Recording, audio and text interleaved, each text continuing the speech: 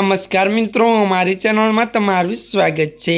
આગાહીકાર અંબાલાલ પટેલની આગાહી આવી છે કે તેમાં જણાવવામાં આવ્યું છે કે આજથી 3 દિવસ મધ્યપ્રદેશમાં વરસાદની શક્યતા રહેતા ગુજરાતમાં ગાજવીજ સાથે વરસાદની શક્યતા છે। રાજ્યમાં 17 થી 24 જુલાઈ દરમિયાન રાજ્યમાં ભારે વરસાદની આગાહી કરાઈ છે, તો સૌરાષ્ટ્ર મધ્ય ગુજરાતમાં ભારેથી અતિ ભારે વરસાદ વરસવાની શક્યતા છે।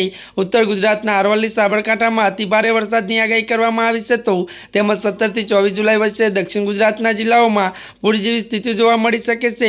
પવનની ગતિ 30 કિમી પ્રતિ કલાકથી 50 કિમી પ્રતિ કલાક રહેશે। તેમજ 17 થી 24 જુલાઈ દરમિયાન રાજ્યના કેટલાક વિસ્તારોમાં પૂરની પરિસ્થિતિ સર્જાઈ શકશે।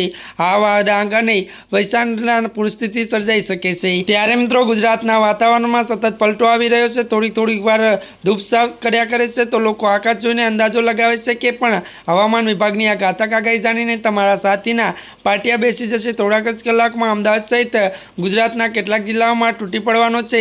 ત્યારે મિત્રો વરસાદ અંગે હવામાન વિભાગે આગાહી મોટી આગાહી સામે આવી છે। ત્યારે મિત્રો અમારી ચેનલને તમે લાઇક, શેર અને સબસ્ક્રાઈબ કરી દેજો। ધન્યવાદ।